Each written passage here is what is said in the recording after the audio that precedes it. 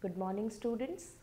I, Varsha Vaishali, your teacher for today, welcome you all to this another interesting chapter which we are going to learn today from your book Beehive. This is a very sensitive and a very important poem of your book. The poem which we are going to read is On Killing a Tree by Jeev Patel. But before we start the poem, I want to tell you this poem which the poet Mr. Jeev Patel has written is rather an eye-opening poem for all of us. That's because the way we are heading towards a modern civilized world with this advancement in the technology, with the development in all our civilization, we are heading very rapidly towards a modern advanced world. Along with these advancements come many changes. Let it be urbanization, let it be modernization, but along with these come a very important change, that is deforestation. It's a very important term because it is related to our lives. Deforestation occurs for the betterment of the civilization, for the betterment of the society. But it is happening at such a fast rate that our lives are also being affected through it. If I talk about the poet Jeev Patel, he is a very sensitive poet, and he, along with many other poets, have subscribed themselves to the green movement, which helps to prevent our green community. They felt it the need of the hour because the way things are changing, the time will come very soon that we all will perish along with our developments and advancements if we do not preserve the greenery within us. Hence is the need of saving the green trees. This poem particularly emphasizes on the fact that the way we destroy a tree, we think it is very easy, it's very simple, but the poet has emphasized that if you are thinking that only by chopping or cutting or by hitting a tree, if you are destroying a life, no, it is not that easy. It takes a lot of efforts, it's a painstaking work to destroy a life, because the life of a tree is as worthy and important as a life of the human being. So now let us come to this beautiful poem on killing a tree. Before I start explaining you the poem, I would like to recite this poem to you, which will echo deep in your ears as well as heart and will lead you towards another world. So let us come to this exciting, interesting poem recitation. Okay? The poem here it goes like this. On killing a tree. It takes much time to kill a tree. Not a simple jab of the knife will do it. It has grown slowly, consuming the earth, rising out of it, feeding upon its crust, absorbing years of sunlight, air, water, and out of its leprous height, sprouting leaves. So hack and chop, but this alone won't do it. Not so much pain will do it. The bleeding bark will heal, and from close to the ground will rise curled green twigs, miniature boughs, which if unchecked will expand again to former size. No, the root is to be pulled out of the anchoring earth. It is to be roped, tied and pulled out, snapped out or pulled out entirely. Out from the earth cave, and the strength of the tree exposed, the source white and wet, the most sensitive, hidden for years inside the earth. Then the matter of scorching and choking in sun and air, browning, hardening, twisting, withering, and then it is done.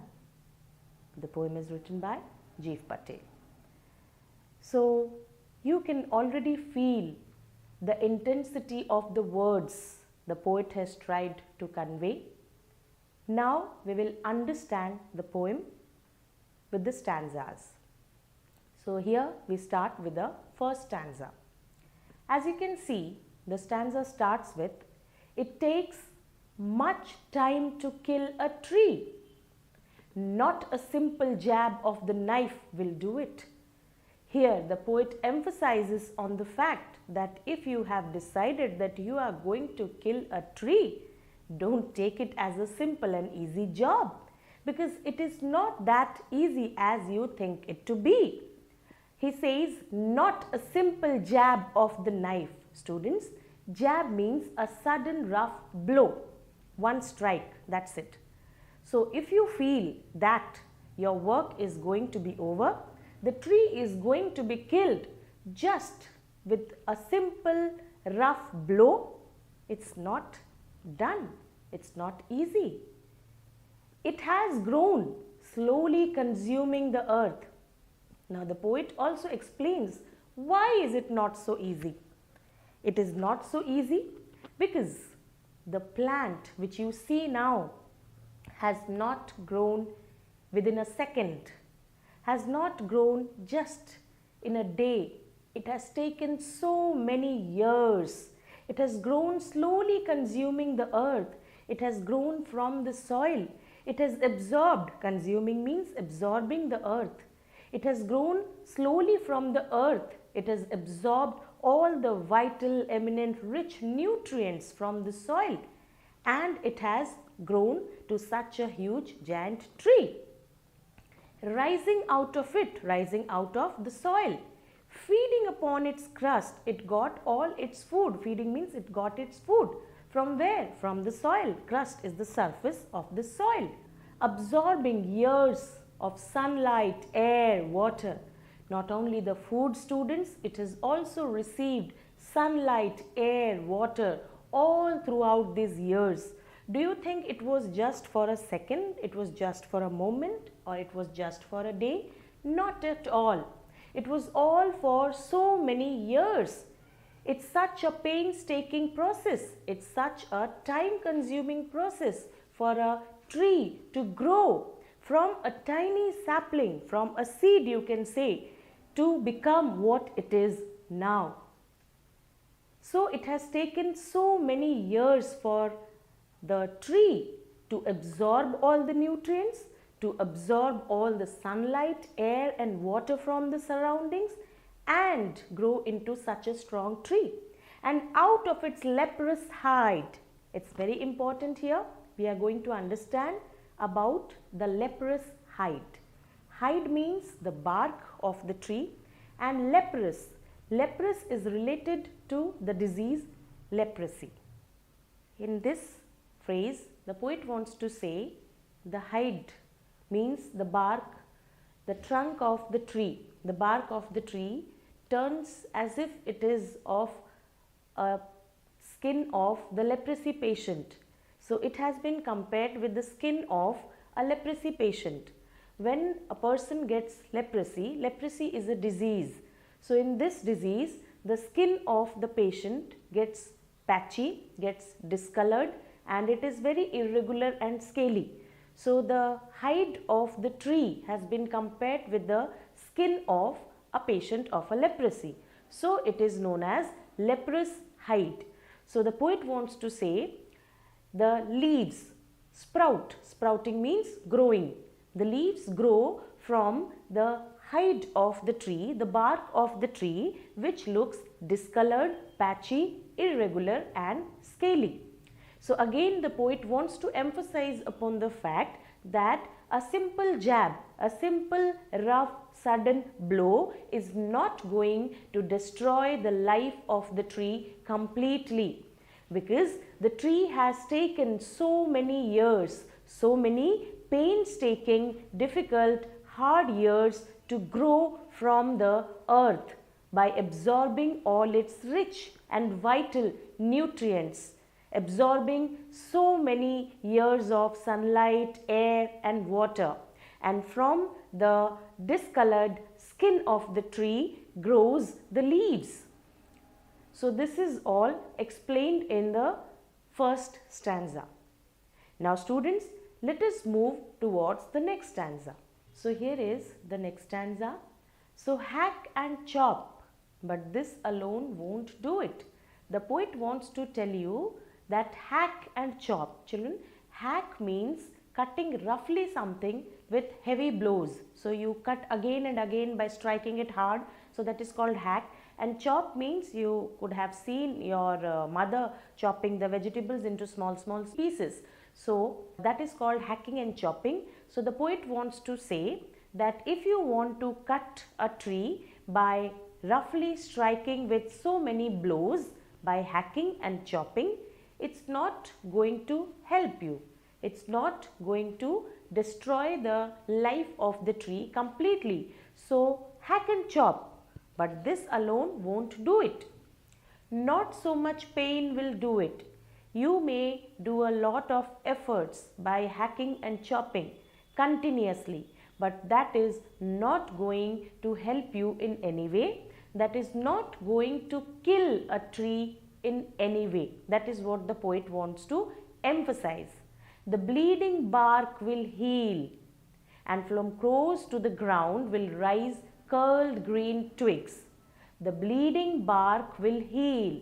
What does the poet want to say here with the help of bleeding bark? You know, when a human being, when any person is hurt, there is bleeding. Bleeding means blood oozes out of our skin, blood comes out from our body. So the same way, trees also have blood, not exactly blood of red color, they have the sap. So when you cut a tree, you will observe liquid, you can say sap will come out. So the poet has compared that sap with the blood of a human being. So it wants to say that when you hit a human being, when you hit a person, as he bleeds, as blood comes out from his body, in a similar way, when you hit a tree, similarly the trees also bleed. The trees bleed not with the red color blood, but they bleed with the sap. They also have that sap. So the bleeding bark will heal. So the poet wants to say, if you hit it, if you strike it, if you chop it, no matter, it will be hurt, but again it will get healed. That means it will conceal its pain and again it will grow. It will again get healed. The wound will get healed. The wound will get recovered. It will get healed. And again from close to the ground will rise curled green twigs. So as a tree is born with the help of the branches, small branches are known as twigs. Curled, they are curly, they grow from here and there. So again the bark which you have hurt, which was hurt by your strikes, by your hacking and chopping, it will recover from its wound. It will again be all right, and again there will be the growth of the twigs, the branches, which will again grow. Miniature boughs. Miniature means very tiny, very small. Boughs means the branch of the tree. So miniature boughs, again very tiny, very small branches of the tree will grow up, which if unchecked will expand again to former size. And if these growths are not checked, if they are not controlled, they are going to expand, they are going to again regrow and are going to again come to their former size, reappear into their previous size which already they were in. So the poet again wants to emphasize that the tree has its own natural process of healing. Tree has its own natural way of recovering from its wound which the man gives from time to time. So no matter, you may hack it, you may chop it, you may hit it hard, but it is not going to destroy the life of a tree completely. It is not that simple, it is not that easy, because nature has created its own way for the tree to heal, to recover from the pain which the human beings generally give. So here is the message of the second stanza. I do hope that you are trying to understand the deep message of the poet through the deep lines of this poem. So it's not a simple, it's not an easy process, easy way to destroy the life of the tree completely. Okay. So next we have the stanza which we are going to understand now. Let us move to the explanation of the next stanza, the next part of the poem. No, there is an absolute negative to all your thoughts that if you think it is being so easy, it is being so simple to just kill a tree. The poet wants to clarify your query. The poet wants to clarify you that no, it's not done. The tree is not yet killed. You have just been able to hit the tree. You have just been able to hurt the tree in some way, but the life is still there. The life in the tree is still there. So now the poet wants to say, the root is to be pulled out. Now, students, in this stanza, the poet wants us to know the real process, the steps for killing a tree, for destroying the life of the tree completely.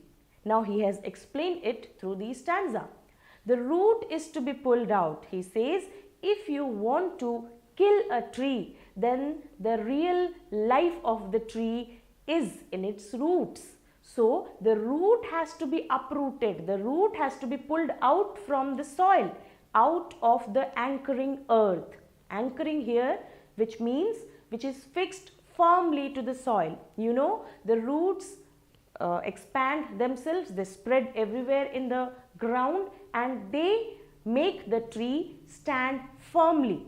So here is what the poet wants to say. If you really want to kill the tree, then you have to pull out the root from the earth, from the anchoring earth, from the earth where the roots of the tree have been fixed firmly.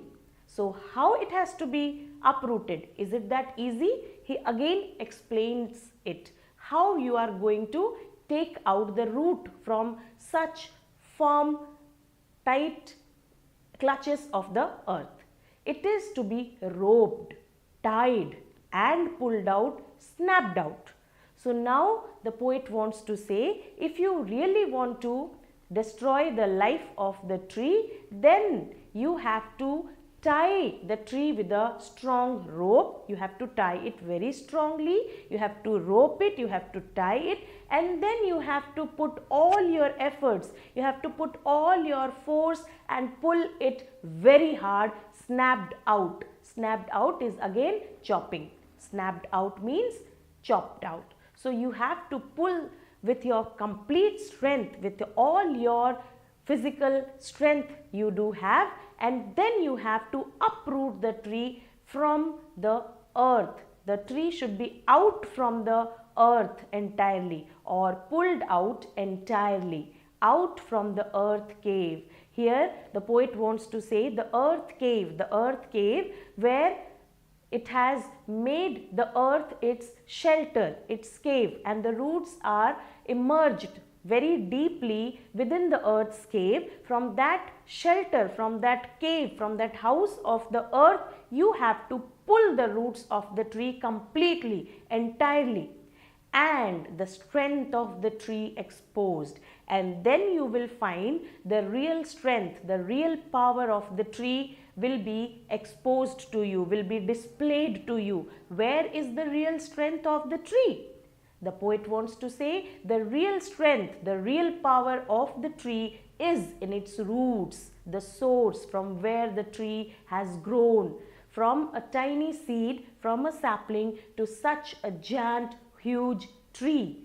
The source was its roots, white and wet. You will find the roots of the trees are white and a little wet, damp you can say. And the most sensitive, hidden for years inside the earth. And they have been in this earth, they are the most sensitive part, very important part, which are hidden inside the earth since many years. They are there and they give the trunk of the tree all the essential vital nutrients which are required. You would have learnt it in your science books that the roots, it conducts all the essential nutrients through the branches, through the trunk of the tree. So it is the most important, it is the most sensitive part of the tree which is not visible to all of us. It is always hidden and it is there since many years. So here, students, the poet has tried to explain the process of killing a tree, that it is not that simple as you think, but it takes all your strength to take out the roots of the trees from its earth cave, from its house, from its shelter where it has completely engrossed itself and has been staying since so many years.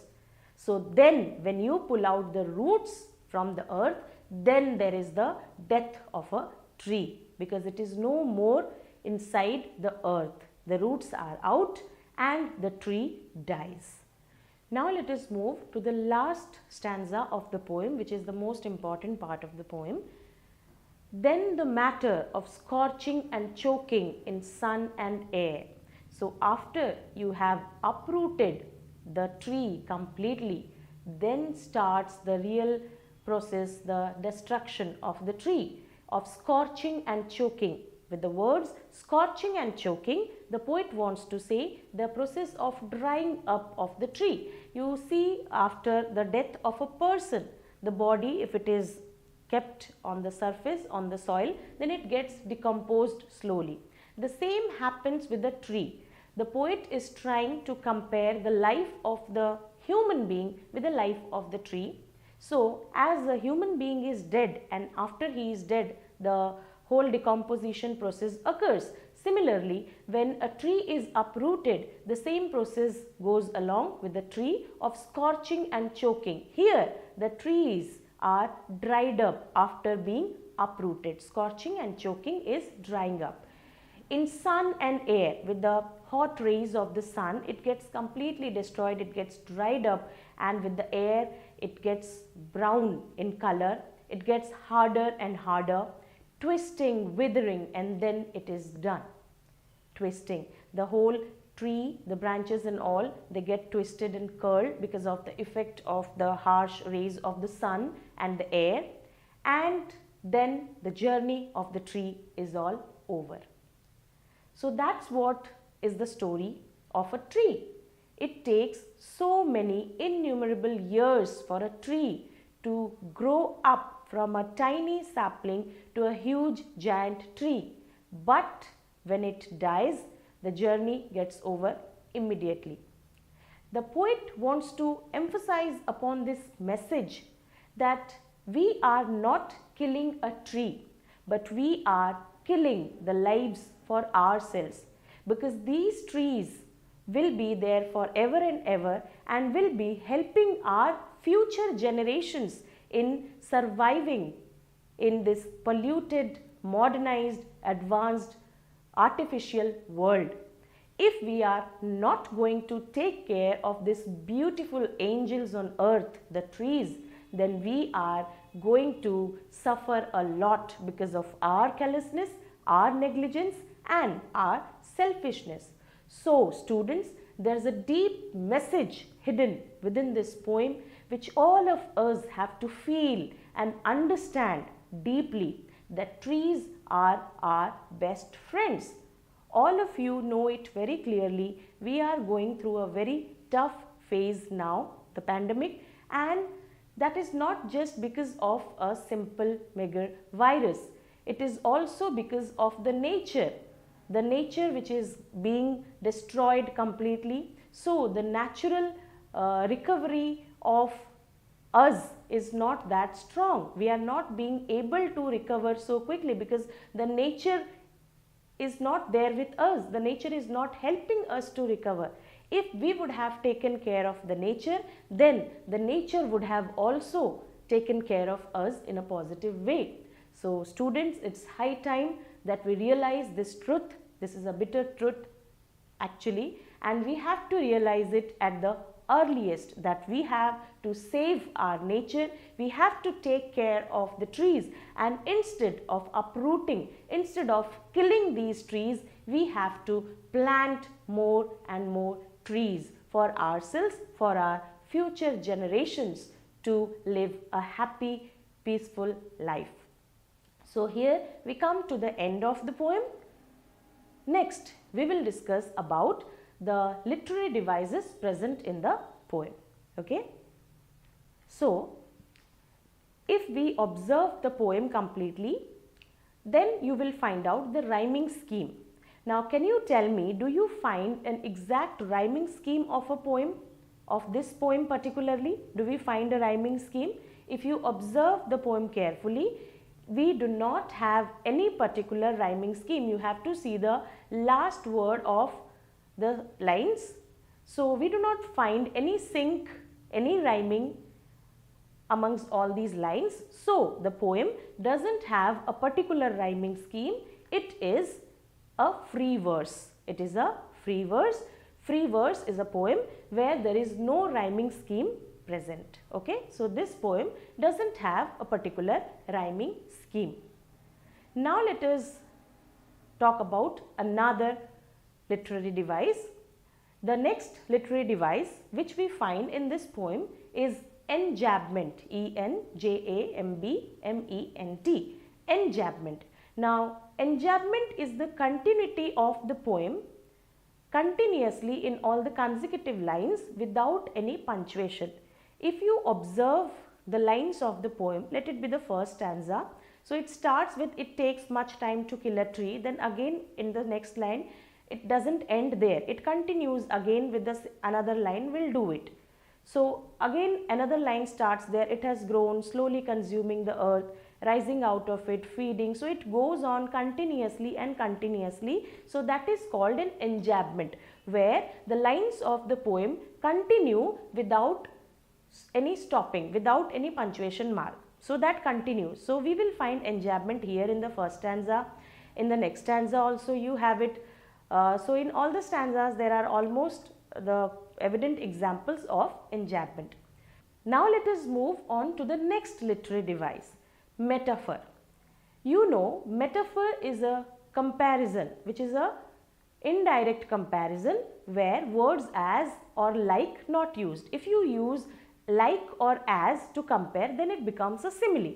But here we are not using the words as or like, so it becomes a metaphor.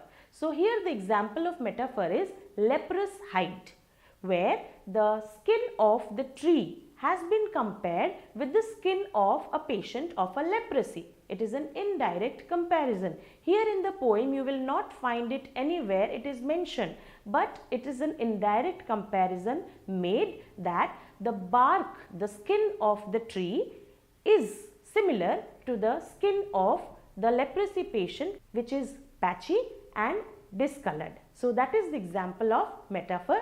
We have another example of metaphor also in the poem, that is the bleeding bark. As the human beings bleed, similarly the trees also bleed. So when the human beings bleed, there is blood on their skin. So here the bleeding bark is compared with the bleeding skins of the human being. So this is also an example of a metaphor, right? Now let us move to another literary device. We have another literary device, alliteration. Alliteration is the repetition of the consonant sounds consecutively nearby in any part of the poem. So here we have bleeding bark, b, b sound, you can see that, b, b. The sound b, b has been repeated with the help of bleeding bark. So this is an example of alliteration, right? We have another example of alliteration also. If you come to the third stanza.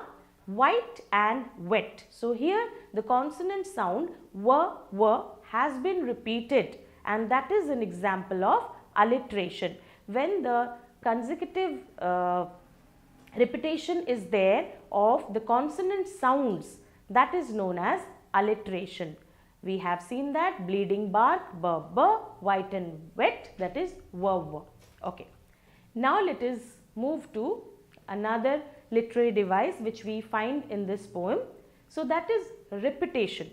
Now repetition is the repetition of some words or phrases which have been repeated throughout the poem to emphasize a particular part in the poem. So here in this poem you will find pulled out. If we go towards the third stanza, you can see pulled out. Again the root is to be pulled out. It is to be roped, tied and pulled out, and again and pulled out, snapped out or pulled out entirely. So the word pulled out has been repeated thrice in the poem. So that's an example of repetition. So here we have covered all the literary devices in the poem, and I do believe that you have understood it very well how to use these literary devices in the poem properly. So now I do feel that you will recite the poems yourself and will try to understand the deep hidden message of the poem which the poet wants to convey to all of us, and will imply it and inculcate in your lives properly and effectively. I know you have understood the poem very well, so it will be quite easy for all of you to answer the questions quickly, isn't it? So let us move to the question answer part. Here is the question for you. Can a simple jab of the knife kill a tree? Why not? Yes, I know you all answered it correctly. Yes, the answer is no. A simple jab of a knife cannot kill a tree because it takes many years for a tree to grow and rise out of the earth.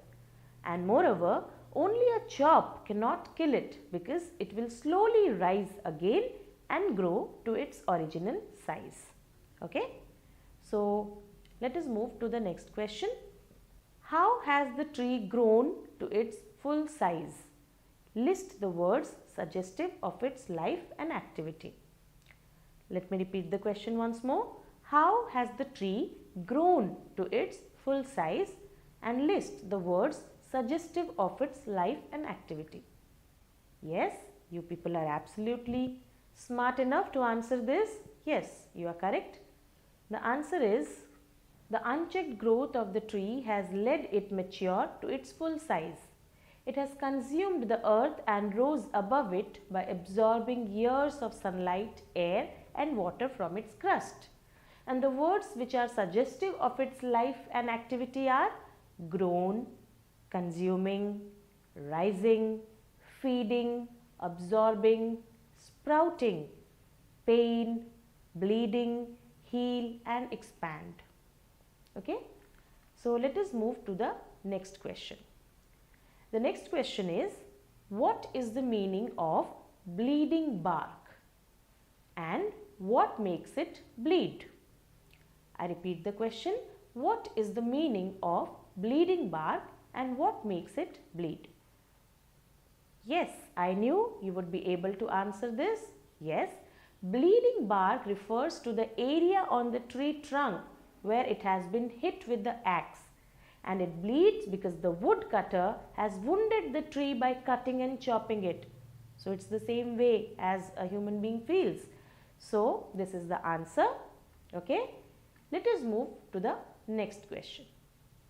The poet says no in the beginning of the third stanza. What does he mean by this? I repeat the question. The poet says no in the beginning of the third stanza. What does he mean by this? Yes, you are absolutely right. In the beginning of the third stanza, the poet has said no to lay emphasis on the fact that mere chopping of the tree would not kill it. The tree would grow again and retain its original size. So it's not possible to kill a tree so easily, isn't it? Let us move to the next question. The next question is, what is the meaning of anchoring earth and earth cave? I repeat the question. What is the meaning of anchoring earth and earth cave? Now, could you answer it? Yes, I knew you could do it. So here is the answer for you.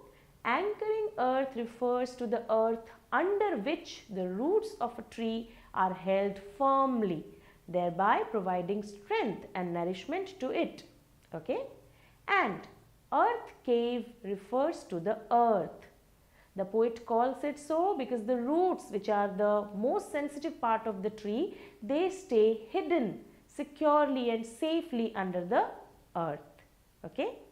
So, let us move to the next question. What does he mean by the strength of the tree exposed? I repeat the question once more. What does he mean by the strength of the tree exposed? Did you get it? Yes. Let me answer it. The strength of the tree lies in its roots, which the poet asks to snap out in order to kill the tree. So the strength of the tree exposed, this phrase refers to the roots of the tree being exposed to sunlight and air. Okay? Now let us move to the next question. What finally kills the tree? Let me repeat the question. What finally kills the tree? Yes, you people are absolutely correct. The tree is finally killed when its roots are uprooted and it scorches and chokes in sunlight and air. This process leads to the browning, hardening, twisting and thereby withering of the roots.